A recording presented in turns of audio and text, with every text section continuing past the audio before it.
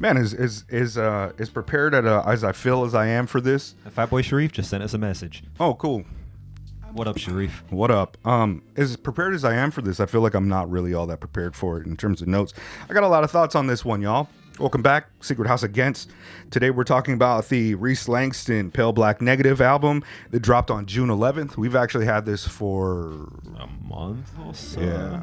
No, like a month before June 11th. Yeah. So like at least a month. We've had it for a long time and it's been on rotation for us. Apologies for not getting this out earlier. We were struggling, but I think I say that all the time. Videos come when they fucking come. But yeah, this came out on June 11th. He says that this is his 20th music project released into the world. No label, no team, just a lot of belief in self and help from Dove on the vinyl pressing. What we like to do before we discuss an album for an artist that we haven't really reviewed before, or even just to update y'all as we're doing it now, is just let you guys know how we're familiar with them and our general thoughts on their art and their work. Jed and I, we reviewed the Pioneer 11 project. What was that operate called? the system. Which was a collaboration of Rhys and who else was it? Pioneer 11. Pioneer 11. A collaboration with a musical group with Rhys doing the vocals. And we thought that was pretty good. I don't think it really landed on my year-end list, but it's quality and amazing. Although I have, for the ensuing 2 years since that record gone out, just randomly been like, in a public bathroom or whatever with a nice echo and just being like, my kitty left on a rocket that launched. Like, just that's the jam. That's the jam. I've been doing that with a lot with this album actually. Hey. But I think I mentioned on that review, and I've said this in the past and also in our Discord. It took me kind of a while to get into Rhys Langston, even though he kind of clicks all the boxes on things that I fuck around with. He's incredibly insightful, super talented, has like this kind of linguistic kind of approach, or literary type of approach to his work, and also some hilarious song titles and shit. Like what's the one about like I look like a picture of Muhammad, or like a scribbling of, but yeah, it's not on this album, but I mean, one of the albums were aggressively ethnically ambiguous. It took me a while to get into their work, but this one, just to go ahead and not bury the lead, I fucking love this album, and I think that it's going to be certainly on my top 5.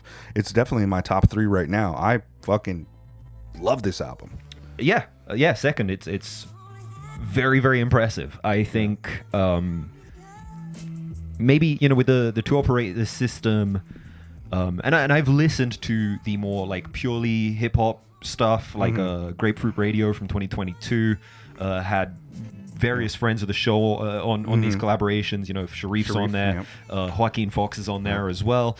A lot of Koreatown Oddities, Koreatown Oddities on there. Not that they're a friend, but people we fuck with, people we rock with as well. So I've kind of gotten that, but like this album lands very nicely as something that is songwriterly, and melodic and compositional, while also like barring the fuck out. This album, I don't think that a lot of cats really know, even if you watch a lot of these videos, know how I see a person like Hymnal, who's on this track, on the last track of the album. I see him as like a giant, a sentinel of the West Coast, a conduit of style, and an absolute legend. And he's also a person within this underground space that is widely unknown from today. It's not like they've Hymnal's released a lot of music, but I am what I would say is like a student of the Blowed, of the Project Blowed. And what the Project Blowed means to me is like being like a half black kid, mixed race kid from SoCal, from Inglewood, Oceanside.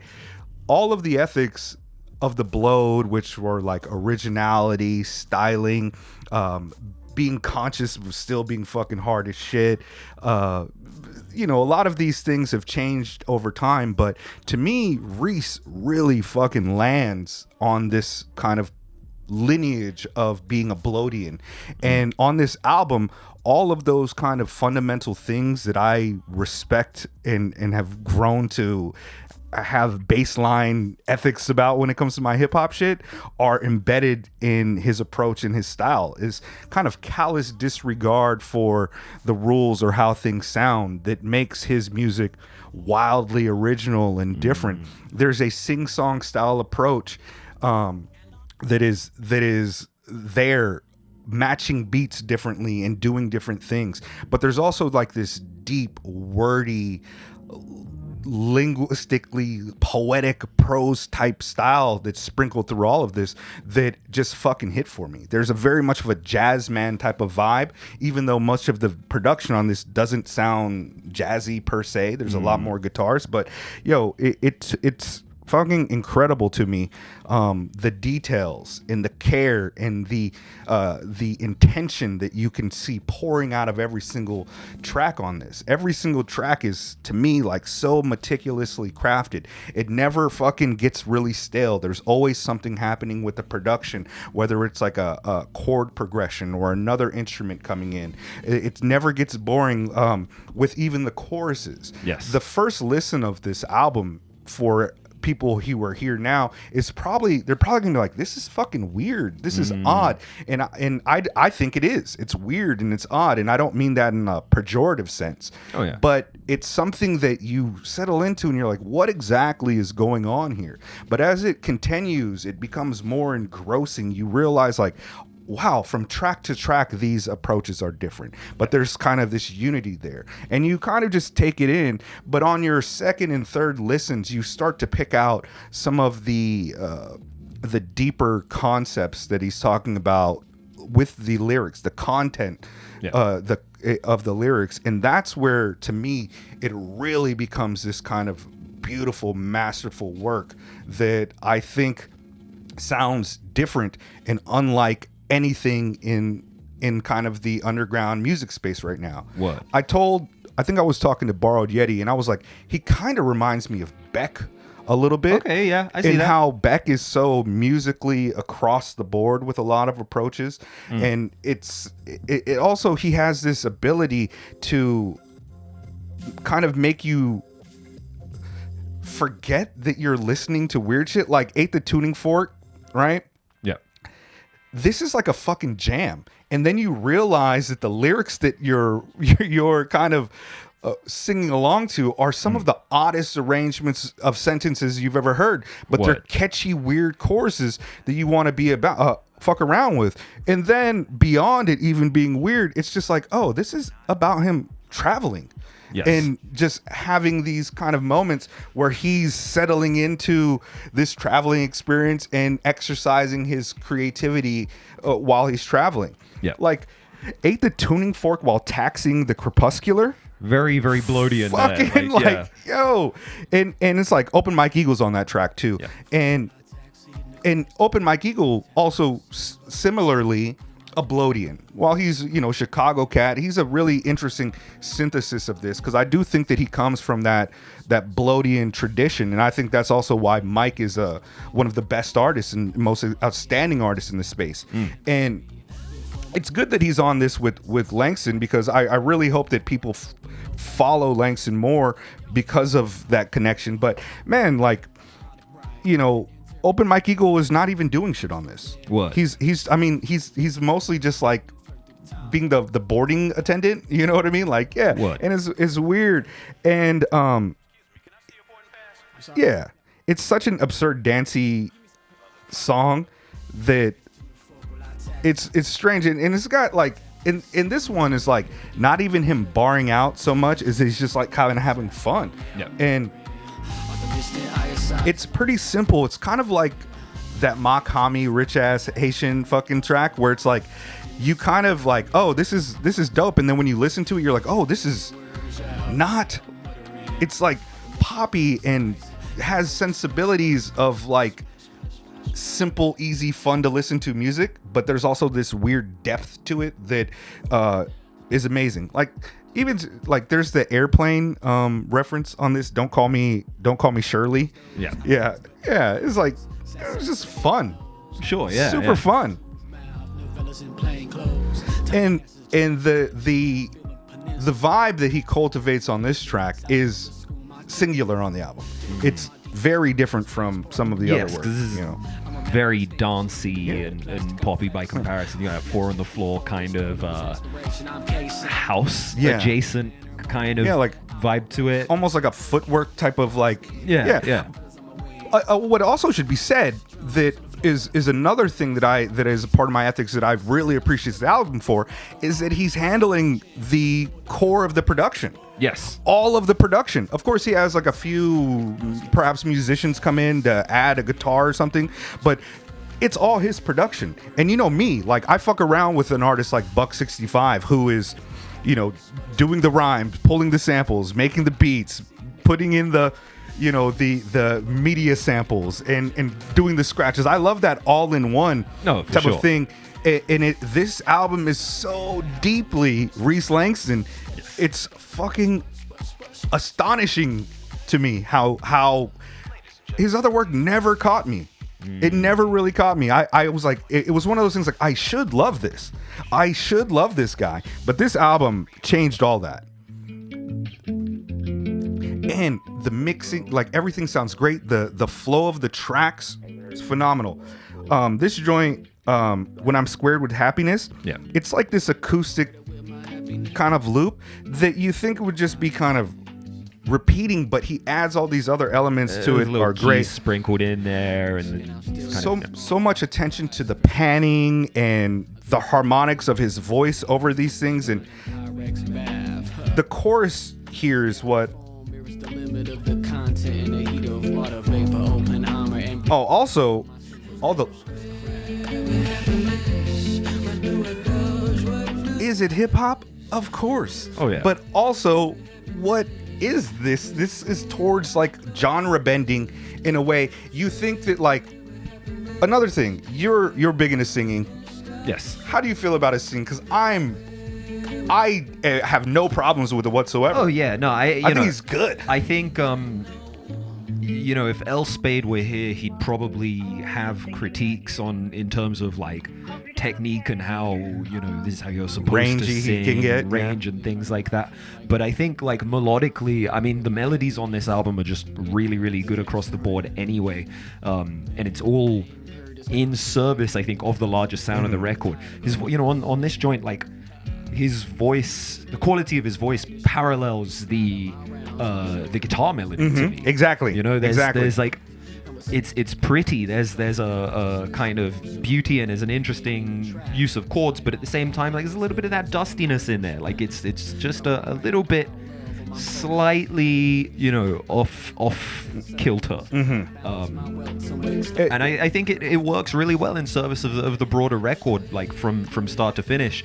And I think also just like generally the more introspective tone of this record, the singing kind of works more in its favor, as opposed to like the more in your face poppiness that parts of the album imply, or even the Pioneer 11 Rhys Langston joint for a couple years ago, which was a record I liked, but I don't know, he feels very at home over this production to me. I think it all comes together really really elegantly. Like peep this little part here where it's just like kind of like as it pans. Oh, I'm exploding over clipping us.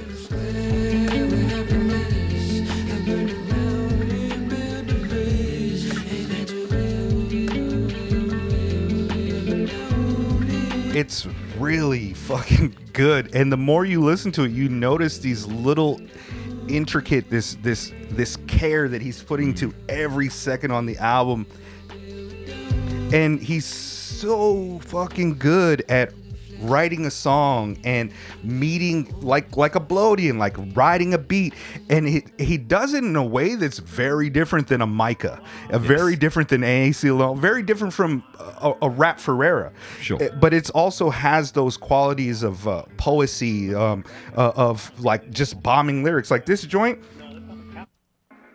the title track, Call Back Negative, like the way that he fucking bounces on that shit is and he starts that shit. He says, same first letters as rhythm and language. My name spells a tool I employ and harangue with. bombing. Like, you read the lyrics, he's absolutely bombing all the time. And this song is kind of like, you know, you hear the basketball media samples. This song, it seems like, oh, he's bombing, and then it kind of the beat goes on, and it goes towards like this thing that allows kind of a wordy glow, and he's talking about him being injured as a teen. I believe it implies basketball because, you know, the basketball media samples, and it ends after all the bombing. It ends with kind of this spoken outward piece of run it. Yeah. My bad. But yeah. Listen, I squeaking of the sneakers on the court. Say first, let us ask rhythm and language. My name's spread the tools like a ploy in the wrangler. Encyclopedia grown from the pavement. Man, singing for me. The way he, Black identity trap. the bars are kind of like twangy, like the guitar too. This actually, of everything we reviewed so far, like this track in particular reminds me of our channel's namesake, Box 65, Secret House Against the World. Right. Honky Tonkin' Blues and shit. Exactly. There's that kind of rolling sensation to it. You know, you see it with some other, like I feel like Four Fists off the top of my head, like have that kind of, you have that rolling flow that goes along in tandem with like this drum beat that isn't necessarily like a rap beat, has this kind of quality to it. The way the snare is being used here, you have these little double snares and triple snares in there.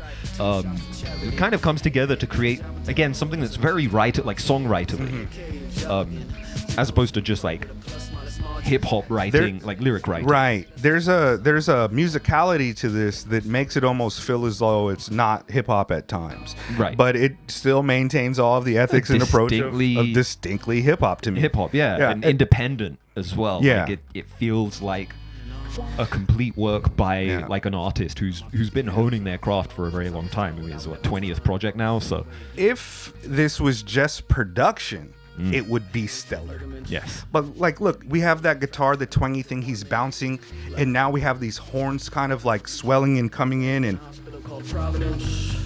when my cap swung down, I found myself crying to an audience in a backless gown. Such sensitivities were threats to the men who surrounded me. Post-op, pouring the oxycodone down the sink as I opted for the full pain's progression. And grasping the handrails in stubborn disbelief, the way the voice is rising in conjunction to the increasingly chaotic instrumental with the horns in the sax in the background. It's like a alto sax. It's fucking beautiful too. The writing, like in a hospital called Providence, like he ends it with "I sprint to pray tell you feel me," and it's like, yo, that's fucking. It doesn't seem as though it's very pointed about like, I had this injury and I thought it was fucking me up, but guess what? I fucking come out of it. I come out of this. I rise from it's.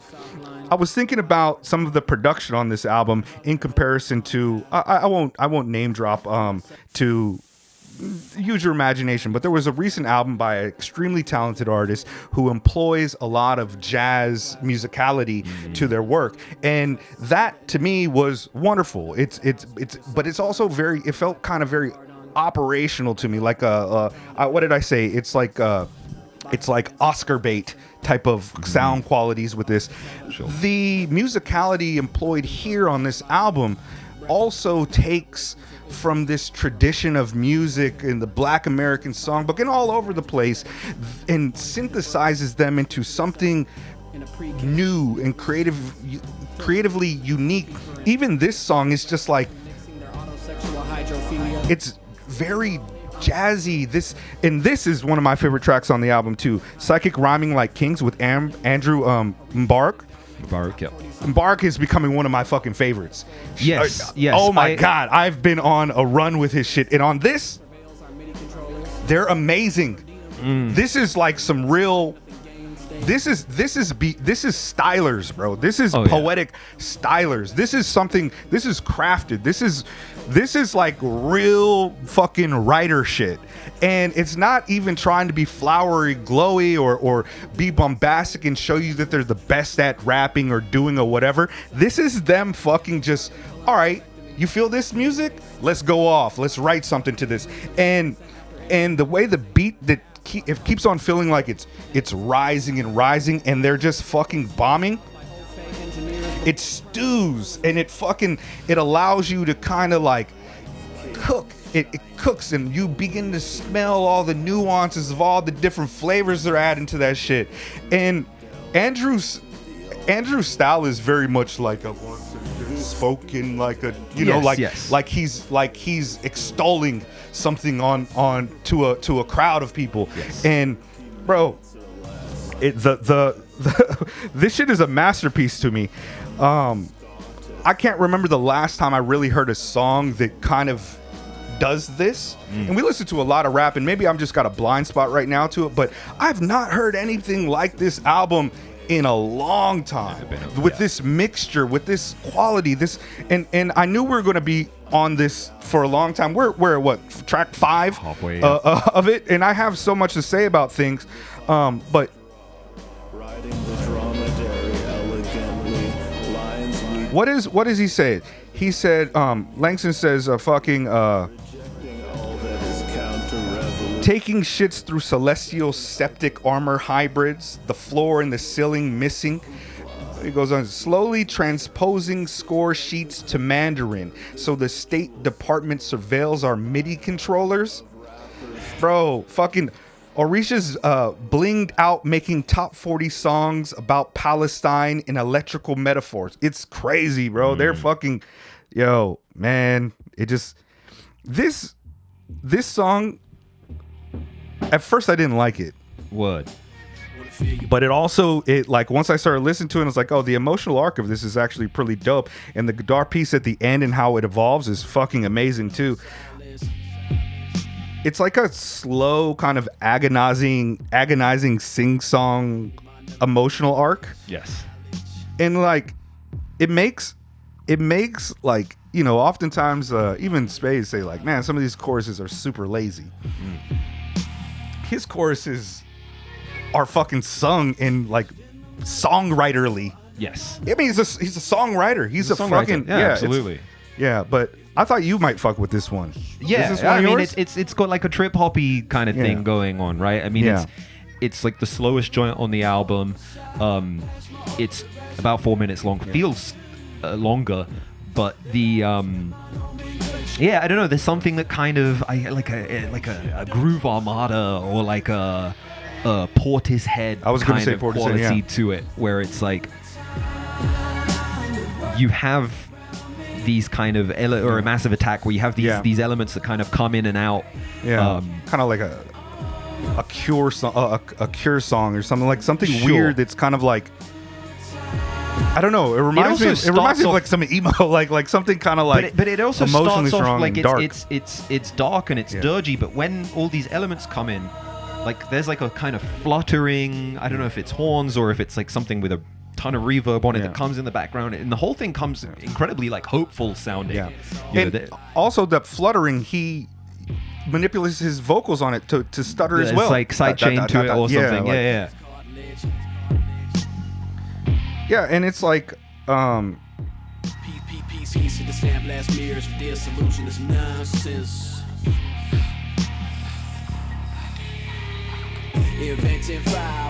see, like the whole beginning of the song is mostly like sung, right? It seems like, oh, this is not going to be raps on it, but then he starts to bomb, and then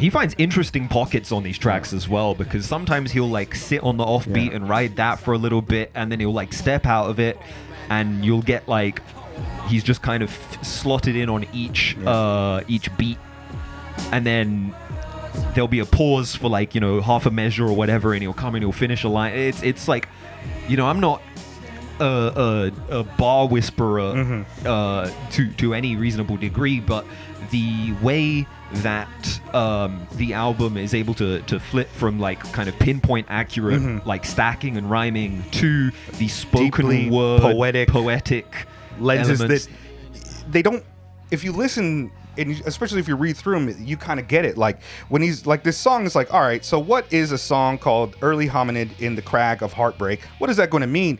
And it kind of, he goes through this kind of really using this symbolism of being kind of like, almost like a barbarian, like a savage who's trying to figure out the more complex intricacies of civilization and having relationships. It's that atom split my nomenclature. You were a science, derivation, devotion, a right turn pagan, and it's like so brilliant. Another absolute jam and one of my favorites on this album. This too. Is When the Orchestra is Dreaming with Mike Ladd, featuring the great, like when I was talking about Hymnal earlier, Mike Ladd has been with me for so long. I remember listening to like Infesticons in like, I don't know, maybe like 2001 and shit on loop while fucking bombing mushrooms for weeks. I love Mike Ladd. He's such a legend. And on this track right here, they show that kind of level of poetic MC bombing over beats and taking those beats and showing you how to fucking rap better. Like the bicarbonate, by race, intimacy with official history, paginated in double space, perverted assonance, head open with a mouth agape. Boy, that's that old time cream pie gag. Poisonous male performance constructed in bro, the bounce that he's hitting is so fucking raw, and it complements the beat. He's really riding the fuck out of these beats and finding these interesting pockets. Like earlier when his voice is kind of twangy with it, the way that him and Mike Ladd chop these syllables, this is like chopping these syllables to land differently. And it's not just styling for styling's sake. It's like often bombing. When the orchestra is dreaming, he fills in the blanks. Like he says, 1/45th of a hypotenuse, a slope in the crates, thumb through acetate, museum wax, renewable dusty. He's talking about digging for records and shit. You know what I mean? Like extremely bombing on this fucking album. And Mike, when Mike is like, 13th century colostomy models wanna fuck up my democracy. Shit talking, talking full prophecy style. I love a little guitar passage on this as well. Oh yeah. Gravity, I found my place. Take it, bake it, shake it, quake it, fake it, unrelated, make it stated, stated with the folded papers correlated. Then take the clarinet and quickly won't you play it. Bro, I'm a page turner on the clarinet and bass. Like, I don't. Yeah. You know what I'm saying? That's just how we transliterate cool. That's just a transliteration of the cool. And even, you know, with those guitar parts, it feels like he's filling in the blanks. You know, it's like there's this certain layer that's been unoccupied in the composition. And on one hand, you've got just the sort of melodic element, and then sometimes it comes out, and then you get like a little lick or something like that, which I assume is just improvised. Like, you know, this is just something that Rhys or somebody else, I don't know who's playing the guitar on this record, but, you know, is obviously letting these little arpeggios and runs come in and out.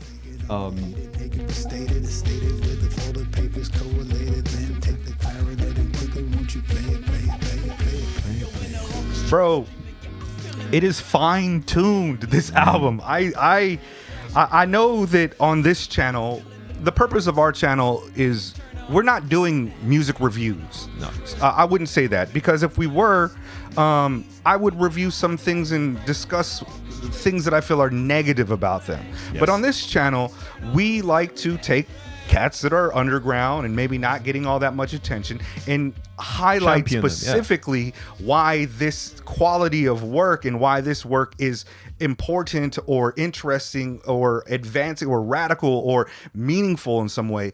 And I haven't, like, I guess I didn't Google it. Maybe somebody else did a review on this, but so often artists of this high caliber and quality slip through the cracks, and a lot of people don't really tap into them. You know, people are asking, yo, are we going to get a Woods review? Are we going to get a Woods review? Where's the Woods review? Of course, I want to talk about that, but so many people have. And if you ask me what's next, I'm not going to review a Woods if we're missing out on this because we only have so much time in the day. This album's so good. Even this joint right here, which is folky as shit. Yep. If Jess grew right out of me, and it's a folky kind of like a jig, right? Yes. And jigs are characterized, you might know, by like a 6/8 time signature. Yep. And I don't know if that's what's going on here, but it sounds like very simple and just reoccurring, but it's actually fucking evolving and gets more and more immersive. And then it gets to like this almost crowd chanting kind of refrain that makes you feel like a crowd is going to come in and start, like, it's like a community based type of jam. Like, yes. This shit would be absolutely fire at a show with people who are of the community that know like the chorus and the lyrics to this. When the electric guitar comes at the end, towards the end, it's like, and it solos for a minute, that's like that ecstatic moment of the crowd. It's so different. Yes. It's so absolutely interesting. And all these other, there's the other instruments that come in. It's just, I think I heard somebody say, my afro glows in the sunlight when the people are talking. And shit, like, yo. The vocal quality on this, it's also like proggy, like it sounds like it could be like Cedric Bixler Zavala or like Ambrose Kenny Smith or any given one of these vocalists where the it quality and the Cedric register, kind of, and even the kind of surreal nature of the lyrics, although when you pry into it, you're like, oh, okay, this is what he's talking about here, or this is what he could be talking about. It's there's definitely like a really broad range of genre influences and styles that are involved in this, but like it's very Bloodian in that sense of like it's very unmistakably hip hop in spite of the broad range of influences. The guitar you playing, can do anything you want in hip hop, and this shit is the rules are not prescriptive. And this song is long. This is like 6 minutes and 30 seconds, 6 minutes 21 seconds, and there's space to breathe. This is a real dancey fucking jam. Like I find myself when I'm outside on the headphones listening to this shit, my day's better. Like I'm just like, it's a fucking phenomenal song for spring and summer and getting people together and just fucking like, and it goes and it like, hold on. At the time doing its own thing, it was less dreads than it was just sort of jungle vines. It was great. It's like a TV on the radio kind of quality to it. It kind of sounds like Dear Science era, like the stuff that Dave Seatek was producing in that time, like a Young Fathers type of deeply black, but also like not necessarily pulling from the things that remind you of like super blackness, the Black American Songbook, but at the same time there's a line straight to R.L. Burnside or Sister Rosetta Tharpe or any of these other black pioneers of music. This shit is deeply, I guess it's pale black negative, but it's deeply black as fuck to me. And also it's more pale than black, that. but it's a negative, so it's black as fuck. Yeah. Word. I kind of didn't think a word. It's black as fuck. I hear somebody say, my afro glows in the sunlight. And you hear all these other instruments come in. I think this was like the album roll, like the single that came out, but makes a lot of sense. But cats might have heard the beginning and be like, I'm going to listen to fucking Rome Streets, sure. Which is Shouts dope out too. to Rome Streets. I'm not. I mean, And, all right, we've got 3 more tracks. I might as well just rock it, right? Are we good? All right. So this next joint, Chancla Gander, a spiritual for Mosiah. What a beautiful tribute to a friend, a comrade, and a person loved. Like, it's kind of the opposite of like a funeral dirge, Like this is kind of like almost like spiritual seance type of. I don't want to tie it to like paganism, but it has the energy of like conjuring energy to give tribute to your friend. And what he's it's almost difficult to make out this chant. But it says, called you up, we ruminate, offer elements in your favor. Like, it is kind of like this spiritual. And then production on it is lovely. I was wondering if Chancla Gander was supposed to be a play on shoegazer. Oh shit! I don't know. Given that Chancla is a shoe and a slipper, it's a slipper, yeah. And then to gander is to examine, to gaze at something. That's interesting. Which I guess this song has shoegazy elements, but I noticed that little parallel in the title there. I wasn't sure if that was the intention, because it feels almost like an in-joke or like a very specific reference to Mosiah. Word. It's I don't know this hold on, let me.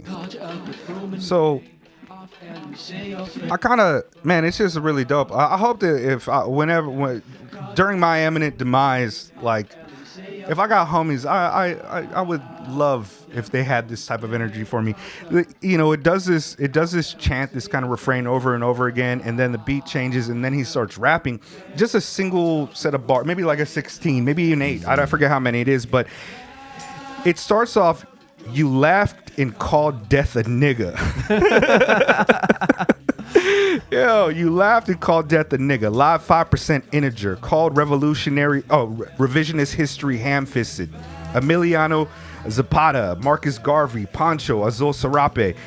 I think that's a Cannonball Adderley song. I don't know, but fuck, like, you laughed and called death a nigga? Come on, man. This is a beautiful fucking tribute to the homie.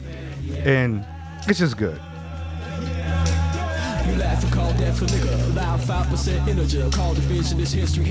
I don't know who this next song with Jonah Levine. I don't know who that is, but I think they're a musician. They are a musician, music, yes, right? You see, like, all right, remember when I was talking about the utilization of jazz, kind of hip hop? Like, this shit out. Like, this is why, like, this is so jazzy, but also the antithesis of, like, jazzy hip-hop in a way. It's, like, not really...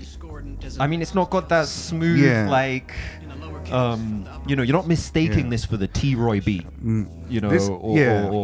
or like the last Lupe Fiasco album. Right. Which are... Or the McKinley Dixon. Which are all great. Phenomenal work. Yeah. But... the jazziness that we're getting from here is more the spirit of jazz than the aesthetic of jazz. And it's also kind of Rhys using his voice as instrument on it to be a part of this jazz band, which is true with throughout a kind the of whole a record, scat. but especially here, you have these vocalizations. Yeah. And it's so good at creating like this really immersive experience. I haven't really picked out the I haven't really interrogated or inspected the lyrics on this particular track, but that's another reason I find this album so listenable. I've listened to it so many times, and I'm still kind of capturing and getting little things out of it. It keeps on growing for me and just becoming more and more interesting. There's a lot of albums that do that. Like, I feel like Death Fame is also like an album that does that, and To Pimp a Butterfly, even in a regard. Like, some albums just keep on growing for you, but this is a real sleeper fucking... Yeah. Let's go to the last track so we can get out of here. We've been talking for like 40 minutes, something like that, maybe. Something like that. So this is another one of my favorite tracks on the album. All the songs. I like all of them. I just keep saying that. But Life Between Revelation and Power My Peace. Featuring Hymnal. Like, I don't even have notes on this, but it is like when Hymnal starts speaking at the end.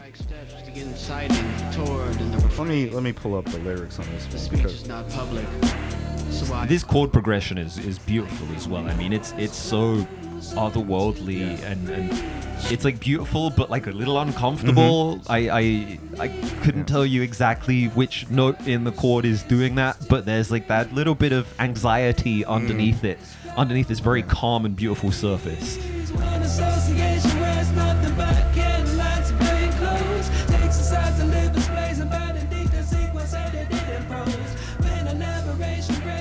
Union disassembles all alone, jilted at the altar, swallow bread. Bro, the lyrics are so fucking crazy. When elaborated breaks from its unity. Bro, and it's kind of like, this is just him fucking laying the groundwork for him to rap. You know what I mean? Yes. Like, it is... Theoretical astrophysics in its hair metal phase. Hey. Superhero franchises, new medical residencies post haste. A witnessing thumb to grass blade. Spook a thrombose by the architrave. This is I love quite a few albums this year. I do. The Prim Rock is fucking amazing to me. The Parallel Thought, Def C is amazing to me. This is album of the year. Fucking for me easily. If it's not one, it's two. If it's there. I haven't been like, when a Woods album comes out, it's like, oh, this is going to be good. Yes. When an Open Mike Eagle comes out, it's like, this is going to be good. This album caught me by so much surprise because I didn't value Rhys all that much from his past work, and that's nothing to do with the quality of it. That's just my personal kind of relation to it. Maybe I didn't listen to it well. Maybe I wasn't paying attention. I just never got to it. Specific, I just never got to it. And I was like, when we got this, I was like, oh, great. I've been waiting to have a Rhys album come on because I want to champion him as a quality artist and also talk about elements of the work that I like. Yes. I wanted to review his next work regardless if he gave it to us or regardless if I was going to put it on my album of the year list.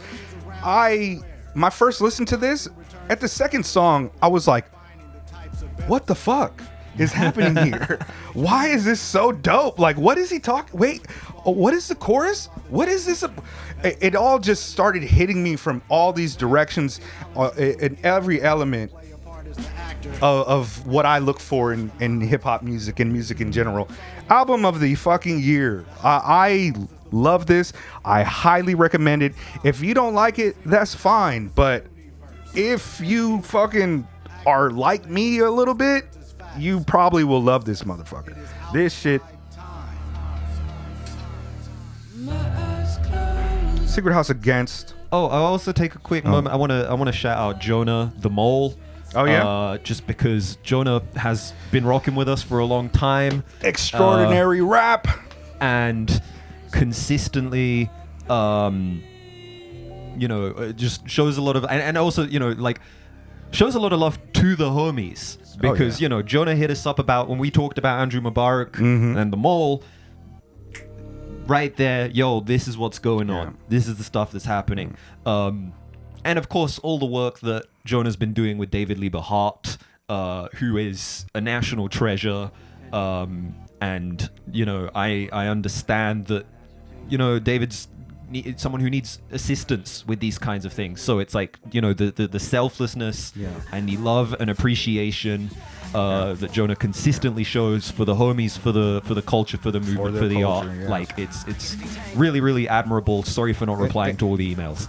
Oh, we're getting emails? I must have missed them. No, he asked me to reach out to an artist and try to do an interview with them. That was Andrew. Okay. Mubarak, yeah. So I definitely would love to get to that eventually. But yeah, these type of people in our community are so tremendously important and are also the backbone of the community. Jonah's been putting out fucking dope ass music for forever, a long time before he was doing weird music, weird rap music what was it called? Weird rap podcast. Before he changed it up, like working with phenomenal artists, like Staple Mouth is one of my favorite artists of all time. Another person who is so incredibly, extremely talented that most cats just simply don't know.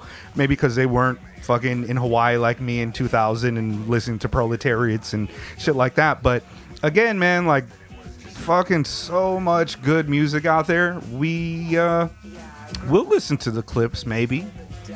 We're not going to talk about it on here, though. Yeah, Secret House. Against the World.